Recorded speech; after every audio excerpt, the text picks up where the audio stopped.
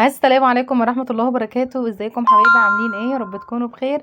انا نجوى معاكم ودي قناتي. لو اول مرة بتشوفوا القناة ما تنسيش تشتركي في القناة وتفعلي زر الجرس عشان يوصلك مني كل جديد، ولا حط لايك للفيديو ونقول بسم الله والصلاة والسلام على سيدنا محمد رسول الله. وهنبتدي النهاردة نعمل اكلة حلوة جدا كلنا بنحبها، كبير وصغير بيحبها، وكمان لو عندك اطفال هيحبوا الاكلة دي جدا وهيشكروكي لما تعمليها. تمام. بنجيبها بقى باسعار غالية جدا من بره واسعار متفاوتة، ويعني بصي بتبقى انت مش ضامنه الحاجه ولا عارفه مصدرها ايه. فاحنا النهارده هنعملها مع بعض. هنعمل ايه؟ هنعمل الشاورما. هنعمل سندوتشات الشاورما اللي هي السندوتشات اللي بيجيبوها من بره، بيبقى السندوتش مكلف وما فيهوش حتى حتتين فراخ على بعض. ما تتخضوش بقى كده من التوابل اللي احنا حطيناها، كلها حاجات موجوده في البيت. اول حاجه عملنا ايه؟ جبت عندي علبه زبادي، وهتحطي كل التوابل اللي عندك في البيت. اهم حاجه الزبادي، والصوص اللي هو المستردة اللي معايا ده هحط منه معلقتين، وهنحط معلقتين من الكاتشب، وهنحط ملح وفلفل وكمون وكزبره وفلفل اسمر وكركم وبابريكا وتوم باودر وبصل باودر. تمام بس.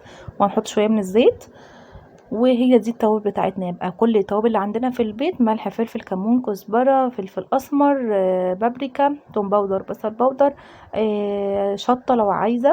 وهنحط معلقتين كده من الزيت، وطبعا ما ننساش الملح، وهنحط معلقتين من المستردة، وهنحط علبه زبادي، وهنحط معلقتين من الكاتشب. تمام. هنقلب بقى كل المكونات دي مع بعضها كده، وبعدين هنحط معلقتين من الخل. وهنبتدي بقى زي ما انتوا شفتوا، انا كان عندي قطع من البانيه، فقلنا كده نحطها يعني هعملها شاورما بدل ما هنعمل البانيه، فاهميني؟ فقطعتها كده صغيره كده.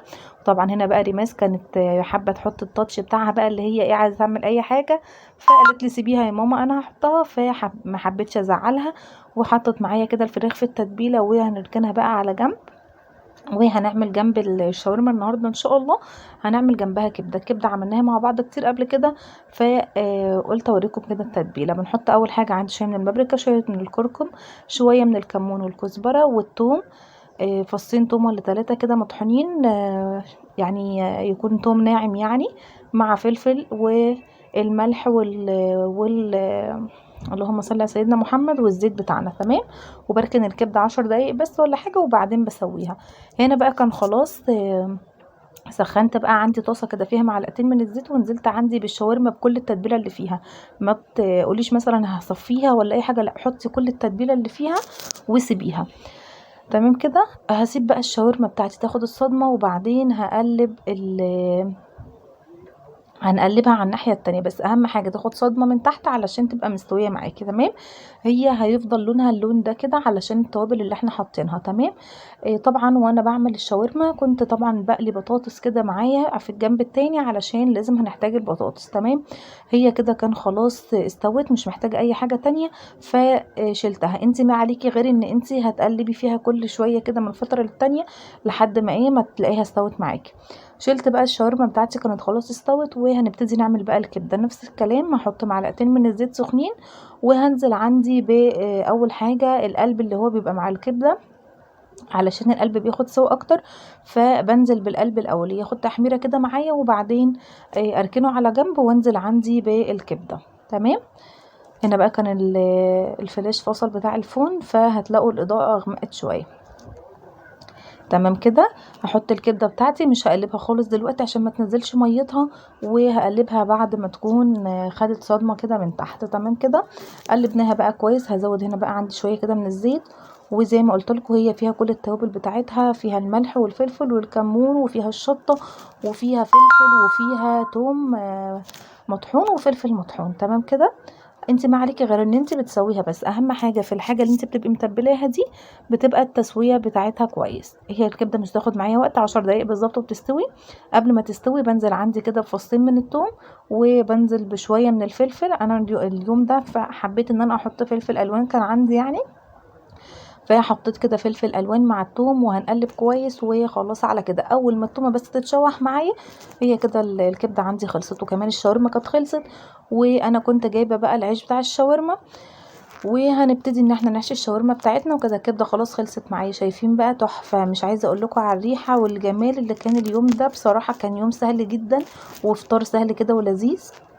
جبت بقى العيش ده، انا شريته جاهز يعني، بصراحة ما حبيتش ان انا اعمله غلبة وكده. فكنت بفككه كده من بعضه علشان ايه نبتدي ان احنا نشتغل. عايزه اقول لكم على حاجه، الحاجات اللي احنا بنشتريها من بره زي العيش ده وزي الجلاش وزي السمبوسك، الحاجات دي يعني هو الاضمن ان انت تعمليها في البيت بتطلع يعني كويسه، وضامنه ان هي مش هتبقى ملزقه معاكي وكده. لان انا لما جيت اعمل العيش بتاع الشاورما ده لقيت عندي العيش فيه كتير منه بيلزق في بعض، لازق في بعضه يعني مش طالع. مش فاهمه بقى دي كانت الجوده بتاعته ولا ايه، بس هو كان غالي على فكره. المهم هنعمل ايه بقى، هنحط كده الفراخ وهنحط جنبها شويه من البطاطس. انا مش بحط اي خلط، اي مايونيز ولا كاتشب ولا اي حاجه. اللي انا بحطه ده الصوص اللي هو نزل من الشاورما، اللي هو في الطاسه بتاعتي اللي انا كنت قاليه فيها الشاورما، فاهمني؟ هو ده اللي انا بحطه بس. ما بنحبش بقى، ما حدش عندي في البيت بيحب ولا مايونيز ولا كاتشب ولا توميه ولا اي حاجه. انت ممكن تحطي كل اللي انت عايزاه، بس احنا عندنا هنا مش بنحبه. تمام. فطبعا انا بعمل الحاجه اللي احنا ناكلها. تمام كده. هتلفي بقى كده كويس وتغلفيها كويس عشان ما تفكش منك. تمام كده. هنا بقى في نفس الطاسه اللي انا عملت فيها بنفس البهاريز بقى بالحاجات بتاعه الشاورما، هحط فيها بقى ايه العيش بتاعي عشان اسويه. تمام كده. هو مش بياخد وقت خالص، انت يا دوب بتضغطي بس كده عليه ياخد لون، وتقلبي على الجنب التاني ياخد لون، وخلاص على كده. زي ما انتوا شايفين اهو، شايفين بقى شكله تحفه. دي اللي هي كانت اول حاجه حطيتها، عاطيه لون كده تحفه علشان مكان الطاسه. بعد كده اللون بقى ايه بقى فاتح اكتر. تمام. شايفين بقى مقرمشه وحلوه جدا، ومن جوه ايه بقى تحفه تحفه والله بجد. كانت الوجبه كانت حلوه جدا. تمام كده. يلا بقى حطوا لنا لايك للشاورما الجميله دي عشان نشوف الحلو بتاعنا ايه. وهحط بقى الكبده بتاعتي كده، وده كان فطار النهارده. بعد الفطار بقى هنعمل حاجه حلوه جدا هتعجبكم برضو. على فكرة ممكن تكون حاجات بسيطة جدا، بس بتحسي فيها بفرق طعم وفرق ان انت تحسي ان انت مبسوطة بالحاجة طلعت معاكي حلوة، وحاجات الولاد بيحبوها وانت عملتها لهم، فده بيبقى حاجة حلوة جدا. فطار النهاردة اهو الشاورما والكبدة، وحطينا مخلل وعملنا عصير جوافة، والحمد لله كان فطار جميل وسهل وبسيط. اتمنى يا رب يعجبكم. يلا بقى نشوف هنعمل ايه. الحلو بتاعنا هيكون ايه النهاردة؟ الحلو بتاعنا هيكون مهلبية بالجيلي. المهلبيه اللي هي عارفين الكاسات اللي هي بتبقى نصها جيلي ونصها مهلبيه، دي هنعملها بقى النهارده مع بعض وسهله جدا. معايا هنا اللبن بتاعي، اول ما هيبتدي اللي هو يغلي هحط السكر. هنعمل مهلبيه عاديه جدا، بس انا هعملها اللي هي بالكسر، اللي هي لونها هتبقى لونها اصفر يعني. حطيت السكر بتاعي وقلبنا بقى كده كويس، ومعايا الكاستر بتاعي اهو، خدت منه معلقتين على شويه ميه صغيرين جدا علشان انا عايزاها تقيله. انا عايزه القوام بتاع المهلبيه دي تقيله علشان تجمد معايا بسرعه، واحط عليها الجيلي ما تبقاش سايله والجيلي ينزل تحت. فاهميني؟ اهم حاجه يكون قوام المهلبيه تقيل علشان لما تيجي تحطي فوقيها الجيلي ما ينزلش يعني الاتنين ما يختلطوش مع بعض. تمام كده. جبت بقى اهو القوام بتاعي زي ما انتم شايفين تقيل، وجبت الكوبايات بتاعتي وجهزتها علشان نبتدي ان احنا ايه احط في الاطباق بتاعتي واسيبها شويه لحد ما اجهز بقى الجيلي. انا بصراحه ما حطيتهاش في التلاجة خالص. انتي لو عندك يعني لو القوام طلع معاكي خفيف شويه حطيها في التلاجة تجمد، وبعدين طلعيها عشان تعملي بقى ايه الجيلي. تمام.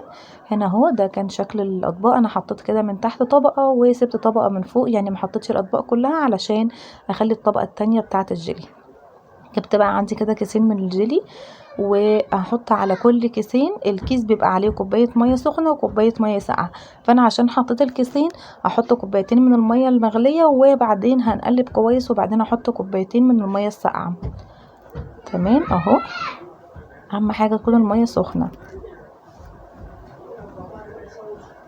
هنقلب بقى كده كويس جدا، وبعدين بعد ما اقلب كويس واتاكد انه داب معايا كويس جدا هحط بقى كوبايتين من الميه عادي اللي هي من الحنفيه.